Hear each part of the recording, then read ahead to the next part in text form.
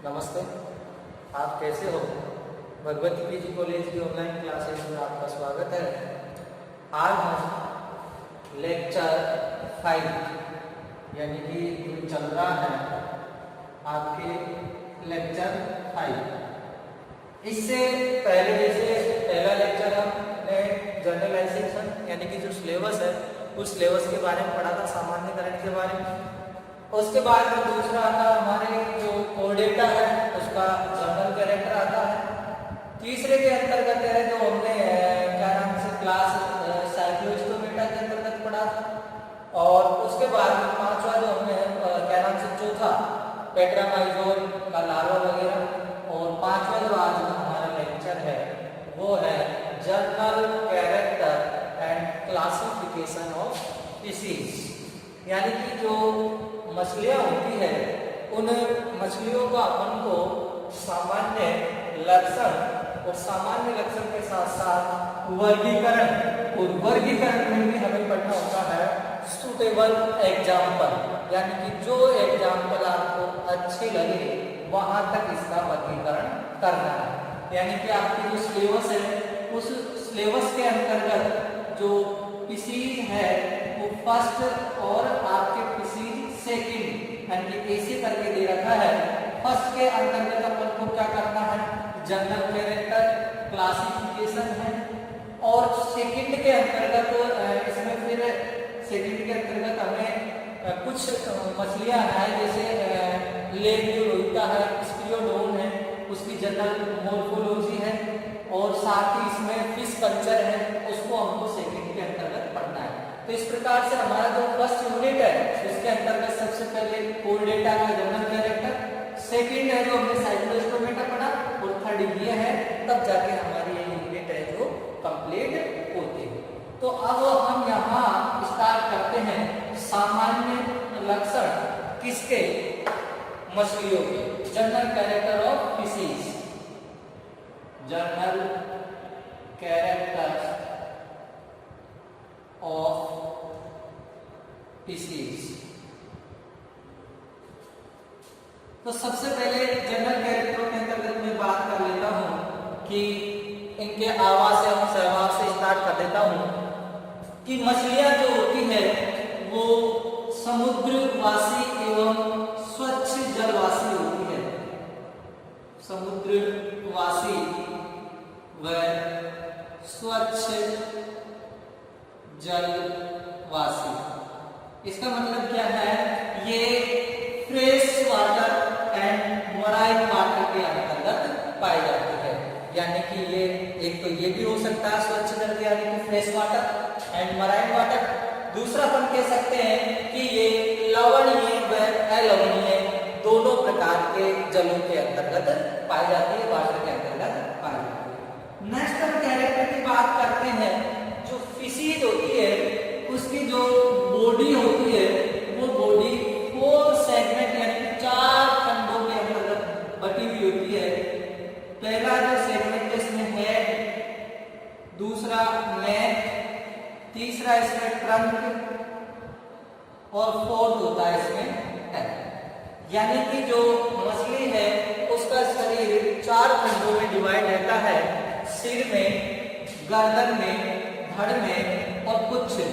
यहाँ जो गर्दन होती है या तो एब्सेंट तो नहीं कह सकते यानी कि प्रेजेंट होती है, परंतु वो क्या होती है, बहुत ही छोटी होती है। यानी कि बहुत ही क्या होती है, छोटी होती है। नेक गर्दन किसके अंतर्गत, मछलियों के अंतर्गत। कब जैसे मछली को पानी से निकालते लोग इधर उधर कूदती है ना, उसको मुंह करके बहुत कम मूवमेंट करती है। तीसरा अपन इसके अंतर्गत लिख सकते हैं कि इनका बाह्य कंकाल एक्सोस्केलेटन, बाह्य जो कंकाल होता है वो सर्प से मिलकर बना होता है। यानी कि ये जो सर्प होते हैं इनकी बॉडी के अंतर्गत, यानी कि जैसे ये कोई शरीर है इसका किसी का, और उसके ऊपर आपने इस प्रकार से ये संरचना देखी होगी। इन संरचनाओं को क्या कहा जाता है, सल्क कहा जाता है। और ये जो सल्क होते हैं ये फिशीज के अंतर्गत कई प्रकार के होते हैं, जैसे पट्टाव, शल्क, पेलिकोइड के नाम से इसको जाना जाता है, चक्रार शल्क, यानी कि इसको साइक्लोइड के नाम से जाना जाता है। कुछ इसके अंतर्गत है गैनोइड वगैरह है, यानी कि ये जो शल्क का अपना अलग से ही क्या है चैप्टर है, यानी कि ये सब शल्क जो होते हैं ये एक बाह्य कंकाल होता है किसका, फिशीज का, और इनके अंतर्गत इनकी क्या होती है अलग अलग स्ट्रक्चर होती है। जैसे पट्टाल शल्क की मैं बात कर लेता हूँ थोड़ा सा, इसकी जो स्ट्रक्चर है वो इस प्रकार से होती है, ये इस प्रकार से, इसमें ये क्या पाए जाते हैं, ये इसमें स्पाइन पाए जाते हैं, ये तो मिड स्पाइन होता है, ये जो लेटरल स्पाइन है ये लेटरल स्पाइन, और इसके अंतर्गत फिर इसकी जो बॉडी होती है इसको बेसल बॉडी भी इस प्रकार के नाम से जाना जाता है। इस प्रकार से इसकी जो बॉडी होती है शरीर की वो बनी होती है, और अंदर की ओर क्या होती है पाल्व केविटी होती है, और ये जो आवरण होता है ये डेंटाइन का आवरण होता है। तो इस प्रकार से क्या है पट्टाल शल्क है। चक्रार के अंतर्गत क्या है, ये इस प्रकार से चक्र की तरह गोल, और ये इस प्रकार से शल्क होता है, और ये लाइनें इस पर पाई जाती है, और ये जो लाइनें होती है ये लाइनें फिश की जो आयु होती है एज, उसको क्या बताती है, आयु को बताती है। ये चक्रार के गैनोइड के इस प्रकार के जो शल्क है, शल्कों का यहाँ पर मैं ज्यादा चर्चा नहीं करूंगा क्योंकि शल्क हमारा अलग से चैप्टर है। तो क्या होता है इनका बाह्य कंकाल किसका बना होता है, शल्कों का बना होता है। नेक्स्ट मैं कैरेक्टर की बात कर देता हूं, तो इनका जो शरीर होता है वो कैसा होता है, धारा रेखित होता है, स्ट्रीम लाइन, यानी कि जो इनके शरीर की जो बनावट होती है वो हम कह सकते हैं थोड़ी सी इस प्रकार से होती है, यानी कि नौकाकार होती है। तो उस जल के अंतर्गत जो धाराएं वगैरह चलती है उन धाराओं पर वो आराम से मूवमेंट कर सके, गति कर सके, तो हम यहाँ कर सकते हैं, यानी कि बॉडी की स्ट्रीमलाइन, या अपन कह सकते हैं इनका शरीर धारा रेखित होता है। नेक्स्ट अब कैरेक्टर की जैसे ही बात कर लेते हैं, तो इनके अंतर्गत जो श्वसन तंत्र होता है, रेस्पिरेटरी जो सिस्टम होता है, यानी कि श्वसन जो तंत्र होता है उस श्वसन तंत्र के अंतर्गत गिल या इसमें पाए जाते हैं एयर ब्लेडर है जो इसके अंतर्गत है वो पाए जाते हैं, यानी कि जिसको कहा जाता है वायु कोश, एयर ब्लेडर वो है इसके अंतर्गत है पाए जाते हैं, जिनके द्वारा क्या करती है ये श्वसन का कार्य करती है। गिल तो इनके जो माउथ वाला पार्ट होता है, ये वाला पार्ट है, इस पर यहाँ इस प्रकार से स्ट्रक्चर यानी कि संरचना पाई जाएगी, वहां गिल होते हैं। ये एयर जो ब्लेडर होते हैं ये इसके बॉडी के अंतर्गत पाए जाते हैं। जो कभी ऐसा एडेप्टेशन होता है कि जब ये वाटर से कुछ समय के लिए अगर बाहर जाती है तो वहां पर ये श्वसन की जो प्रक्रिया है उसको पूर्ण कर सकती है। इसके अंतर्गत जो उत्सर्जन तंत्र पाया जाता है उसमें मध्य वक्र यानी कि मीजोनेफ्रिक प्रकार का किडनी पाई जाती है इसके अंतर्गत। साथ ही अपन कह सकते हैं इसके अंतर्गत ये कैसी होती है अमीनोटेरिक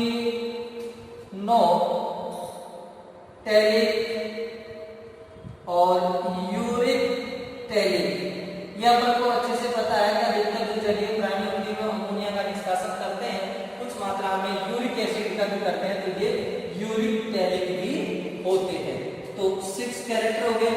7 कैरेक्टर की मैं जैसे ही बात कर लेता हूं, जो मछलियों के अंतर्गत क्या है कि ये एक शीत रुधिरधारी प्राणी है, शीत रुधिरधारी यानी कोल्ड ब्लडेड एनिमल्स हैं, और इनके अंतर्गत ये क्या है, अगर टेम्परेचर का भी मैं बात करता हूँ तो ये असमतापी होते हैं, यानी कि इनका टेम्परेचर है वो समान नहीं रहता है। ह्यूमन है वो क्या होते हैं, समतापी होते हैं। नेक्स्ट कैरेक्टर की मैं जैसे ही बात कर लेता हूँ तो इनमें जो टेल होती है, टेल जो कुछ होती है वो 2 टाइप की होती है।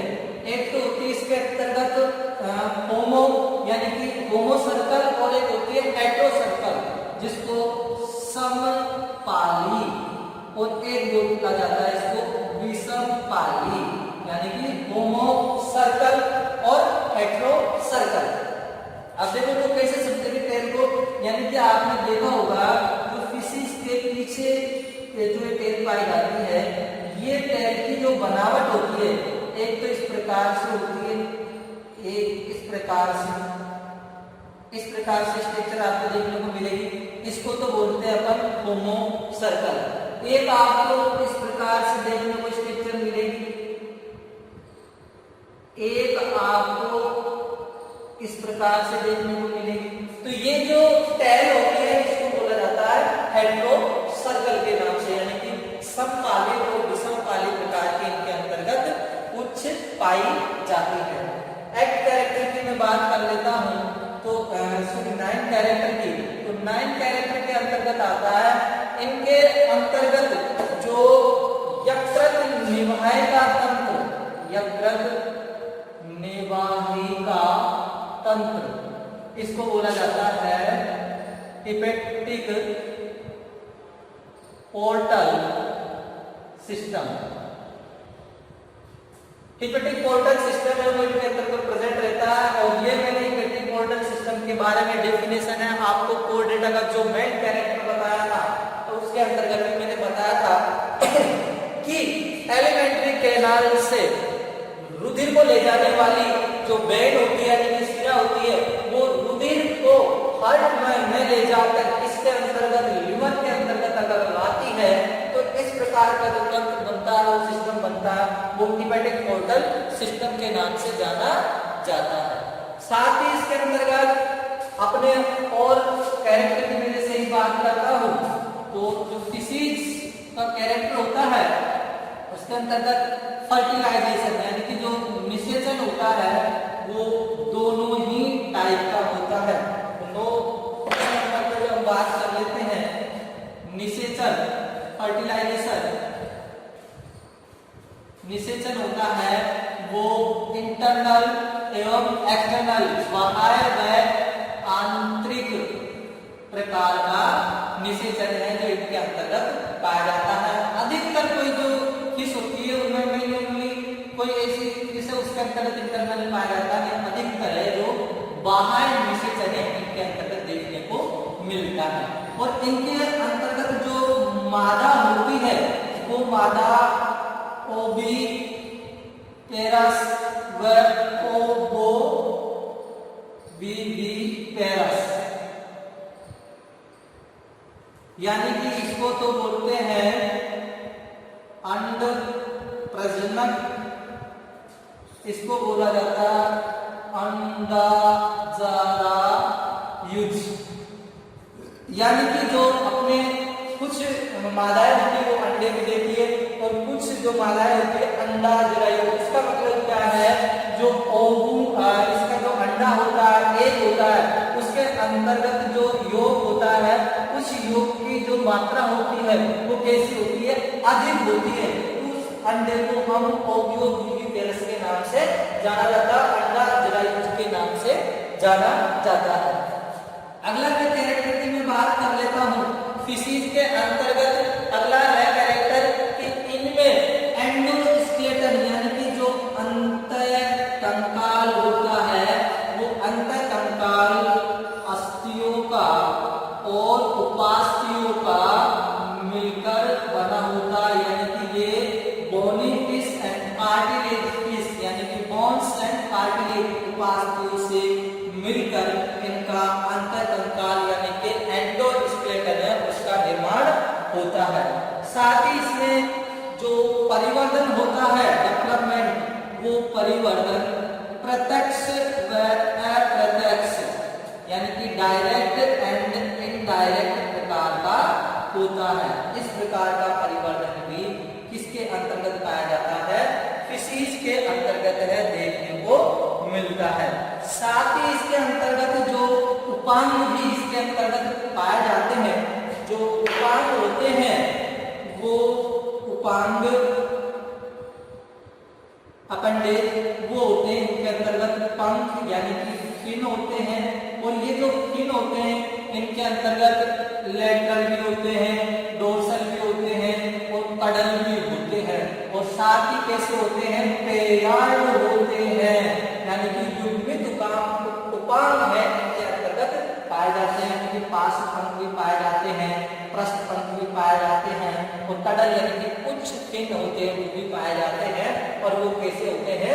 पेयर्ड के अंतर्गत, यानी कि जोड़ी यानी कि युग्मित के रूप में वो पाए जाते हैं। साथ ही मैं अगला कैरेक्टर की बात कर लेता हूँ फोल्डिंग नंबर की। तो इसके अंतर्गत जो एलिमेंट्री केनाल होती है, यानी कि जो हार नाल होती है, वो एक विकसित प्रकार की होती है। और विकसित से मेरा कहने का मतलब है कि वो माउथ से लेकर और वहां तक होती है एनस, यानी कि मुख से लेकर गुदा तक वो पाई जाती है। तो लास्ट इसके अंतर्गत एक कैरेक्टर की ओर मैं बात कर लेता हूँ इसी इसके अंतर्गत। तो वो कैरेक्टर है 15वें नंबर पर, वो है इसके अंतर्गत कपाल तंत्रिकाएं। कपाल तंत्रिकाएं जिन्हें क्रेनियल नार्व के नाम से जाना जाता है। और ये कितनी होती है? 8 पेयर, यानी कि 8 जोड़ी कपाल तंत्रिकाएं हैं वो फिशीज के अंतर्गत पाई जाती है। तो दोस्तों इस प्रकार से अपन जो फिशीज होता है उसका जनरल कैरेक्टर है वो पढ़ चुके हैं। और ज्यादा इसमें कुछ ऐसा याद करने का नहीं है, केवल आपको एक बार दिमाग में उतारना, उसके बाद में जनरल कैरेक्टर है वो नॉर्मली याद हो जाएगा। अब यहाँ जनरल कैरेक्टर तो ये नहीं चलेंगे तीसरी चौथी क्लास की तरह कि मछली जल के अंतर्गत रहती है, उसकी कुछ होती है और क्या नाम से वो क्या भोजन के रूप में क्या खाती है क्या नहीं है। तो ऐसे कैरेक्टर में थोड़े हल्के जूलॉजिकल टाइप से है, तो ये जो कैरेक्टर है आपको इसमें याद करने होंगे। अब अपना इस कैरेक्टर के बाद में अपना यानी कि जनरल कैरेक्टर और फिशीज यानी कि सामान्य लक्षण है वो 15 आपको मैं करा चुका हूँ। अगर आपको और भी लगता है तो आप बुक की हेल्प से और भी अच्छे अच्छे कैरेक्टर है वो याद कर सकते हो। अब अपना चलता है इसके अंतर्गत क्लासिफिकेशन, यानी कि मछलियों का जो क्या है वर्गीकरण है उसको अपन पढ़ेंगे। तो मछलियों का जो क्लासिफिकेशन है वो देखेंगे। आपको ध्यान करें कि जैसे मैंने कोर्डेटा का क्लासिफिकेशन बताया था, तो कोर्डेटा का 2 ग्रुप क्रेनिएटा और एक्रेनिएटा। एक्रेनिएटा के 3 समूह आएगा, हेमिकोर्डेटा, सिफेलोकोर्डेटा और यूरोकोर्डेटा। और उसके बाद में हमने जो क्रेनिएटा है उसको हमने इसमें बांटा था, उसको वर्टिब्रेट कॉलम के अंतर्गत उसका सब फाइलम है वर्टिब्रेटा। और वर्टिब्रेटा को फिर हमने इसके अंतर्गत बांटा था 2 डिवीजन, एग्नेथा और मेथास्टोमेटा। एग्नेथा के अंतर्गत ओस्टियोपोडर्मी और साइक्लोस्टोमेटा। और फिर हमने जो मेथास्टोमेटा है उसको हमने फिर एक सुपर क्लास 2 सुपर क्लास के अंतर्गत बांटा था। एक का नाम था फिशीज और एक का नाम था ट्रेटापोडा। और फिशीज के अंतर्गत कितनी क्लासेस थी? 3, प्लेकोडर्मी, कॉन्ड्रिक्यूथीज और ओस्टिक्यूथीज।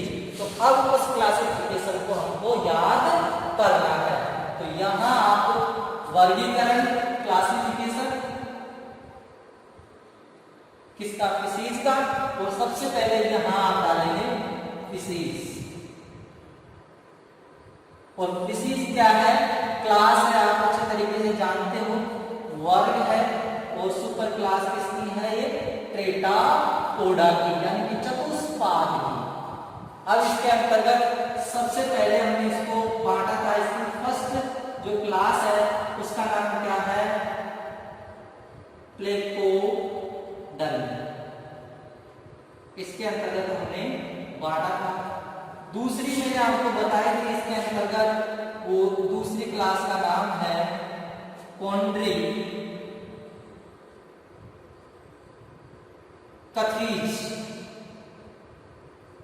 ये इसकी सेकंड क्लास है।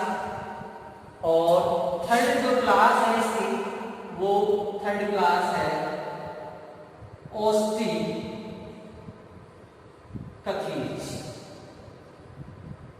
ये थ्री क्लास होगी इसकी सुपर क्लास डिसीज की। तीन क्लासों के अंतर्गत हम इसको बांट चुके हैं। अब ध्यान देंगे जहां ये प्लेकोडर्मी है, ये प्लेकोडर्मी मैंने कोर्डेटा क्लासिफिकेशन है उसमें बताया था कि ये क्या हो चुकी है, एक्सटिंक्ट यानी कि विलुप्त हो चुकी है। मजा आ गई, विलुप्त हो गई। तो इसका मतलब क्या है कि इसकी कोई भी super class, super order, order और एग्जाम्पल नहीं है। तो प्लेकोडर्मी में तो तसल्ली मिली कि ये क्या हो चुकी है, विलुप्त हो चुकी है, इसलिए इसको कम याद करना, क्या प्लेकोडर्मी को ही याद करना है। कॉन्ड्रिक्यूथीज की मैं जैसे ही बात कर लेता हूं तो कॉन्ड्रिक्यूथीज के अंतर्गत इसको दो सब क्लास के अंतर्गत बांटा गया है। टू सब क्लासेस की, एक क्लास का नाम तो है इलेस्मोब्रेंकाई, इलेस्मोब्रेंकाई। एक इसकी जो क्लास है उस क्लास का नाम है होलोसिफेलाई, होलोसिफेलाई।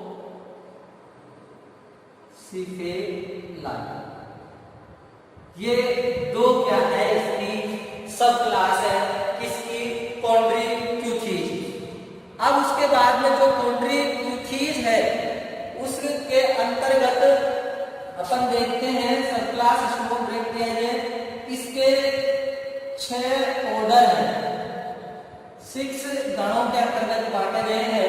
लेकिन अपन इसके 6 ऑर्डरों में से कहा सुटेबल एग्जाम्पल के साथ अपन को इसके अंतर्गत पढ़ना है। तो इसका फर्स्ट जैसे अपन को याद रहने वाला है, तो फर्स्ट ऑर्डर यहां से, उस ऑर्डर का नाम है स्केवेलिफॉर्मिस। और स्केवेलिफॉर्मिस के अंतर्गत जो फिशीज आती है वो नाम से ही पता चल रहा है इसका, स्केवेलिफॉर्मिस यानी कि स्कोलिडोन,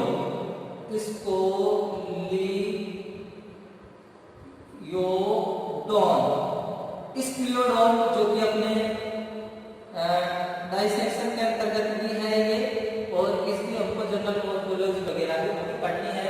तो ये ऑर्डर कौन सा है, इक्वेलिफॉर्मिस के अंतर्गत स्क्लियोडोन है। दूसरा जो ऑर्डर है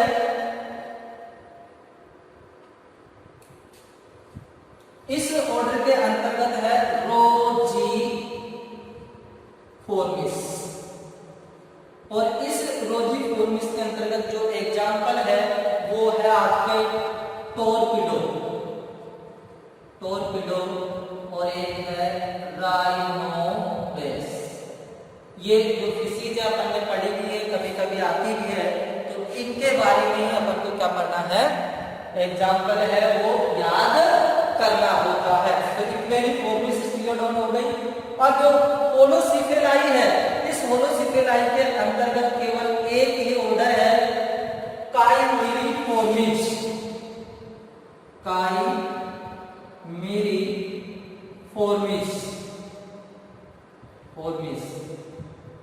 और इसके अंतर्गत जो एग्जाम्पल है वो एग्जाम्पल है, क्या है एग्जाम्पल, काइमेरा। ये अपने क्या पढ़े, प्लेकोडर्मी और कॉन्ड्रिक्यूथीज हो गई। अब बात आ जाती है अपने ओस्टिक्यूथीज। अब ओस्टिक्यूथीज की कितनी है, 3 सब क्लास। थर्ड सब क्लास है किसकी, ओस्टिक्यूथीज। और ओस्टिक्यूथीज की पहली जो क्लास है उस क्लास का नाम है एक्केंथोडोई,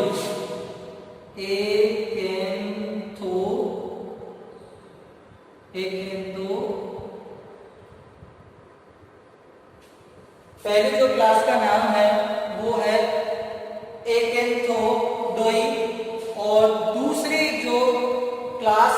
इसका नाम है सार्कोप्टेरिजिआई। सार्कोप्टेरिजिआई। और तीसरी है, उसका नाम है, तीसरी क्लास है और उस सुपर क्लास हुई, उस सुपर क्लास का नाम है एक्टिनोप्टेरिजिआई।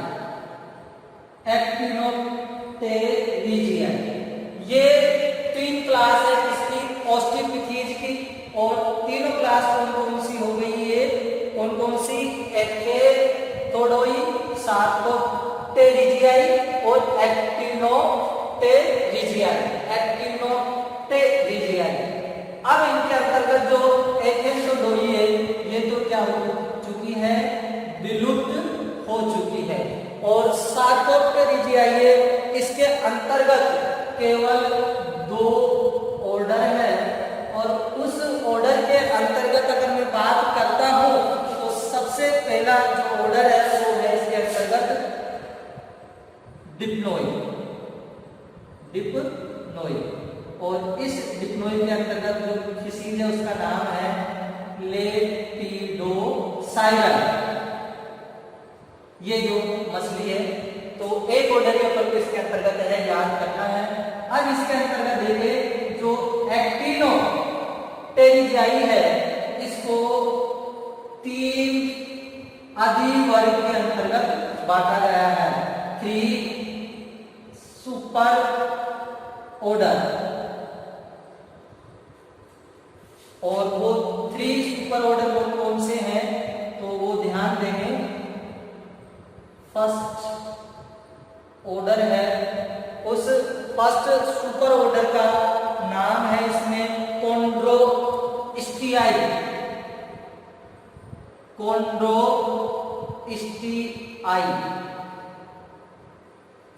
ये पहले सुपर ऑर्डर का नाम है कॉन्ड्रोस्टियाई। दूसरा है इसके अंतर्गत होलोस्टियाई।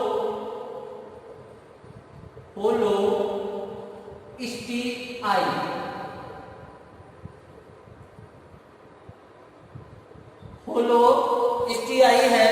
और तीसरा है इसके अंतर्गत टीलीस्टियाई।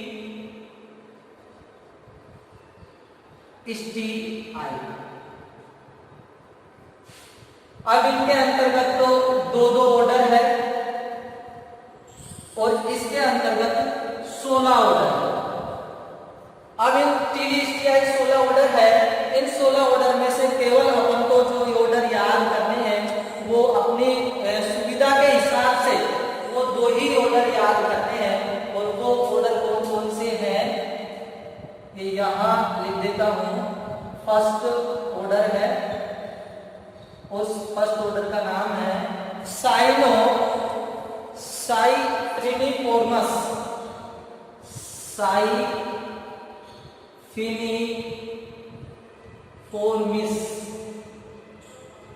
ये पहला ऑर्डर है इसका टीलीस्टियाई का, साइप्रिनिफॉर्मिस। और इस साइप्रिनिफॉर्मिस के अंतर्गत जो मछली आती है वो आती है कटला। और एक आती है इसमें लेबियोरोहिका। एक और जो ऑर्डर है और उस ऑर्डर का नाम है सिप्रिनोडोटिफॉर्मिस। और इसके अंतर्गत जो आती है वो आती है आपके लार्वल मछली है। और उस लार्वल मछली का नाम है गेम्बूसिया। कौन सी मछली आती है वो? गेम्बूसिया जो मछली होती है वो इसी के अंतर्गत आती है। तो फॉर्मिस इस प्रकार से क्या हुआ, अपने जो फिशीज है उसका क्लासिफिकेशन हुआ। एक बार के साथ याद करेंगे। देखो जो फिशीज सुपर क्लास है उसको 3 क्लासों के अंतर्गत बांटा गया है, प्लेकोडर्मी, कॉन्ड्रिक्यूथीज और ओस्टिक्यूथीज। प्लेकोडर्मी है वो विलुप्त हो चुकी है और कॉन्ड्रिक्यूथीज है उसको 2 क्लासों के सब क्लासों के अंतर्गत बांटा गया है, स्लोब्रेंकियाई और होलोसिफिलाई। स्लोब्रेंकियाई के अंतर्गत 6 ऑर्डर है जिसमें से 2 ही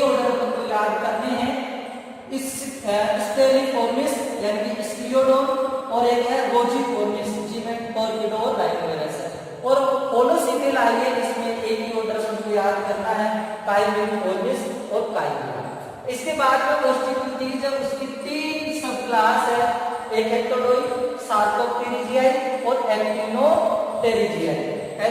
कैंटोडोई ओब्लिक हो चुकी है, इसके अंतर्गत है जो 2 ऑर्डर है, जिसमें से पहला ऑर्डर है उसका नाम क्या है, डिप्लोमी लेपिडोसाइड। एक्टिनोप्टेरिजियाई है, इसके अंतर्गत 3 सुपर ऑर्डर है, कॉन्ड्रिस्टियाई, होलोस्टियाई और टेलिस्टियाई। और टेलिस्टियाई में 16 है, इनके अंतर्गत 2-2 ऑर्डर है। तो इस प्रकार से इनको देने वाला जो वर्गीकरण विभिन्न वैज्ञानिकों ने अलग-अलग वर्गीकरण दिया है, लेकिन अपने सिलेबस के अनुसार जो अपन वर्गीकरण पढ़ रहे हैं, और उन साइंटिस्ट का नाम क्या है, पार्कर, यू Singer, Young, Parker, Singer, Young और भी एक दो वैज्ञानिक। तो इन वैज्ञानिकों ने क्या दिया था, ये वर्गीकरण दिया था।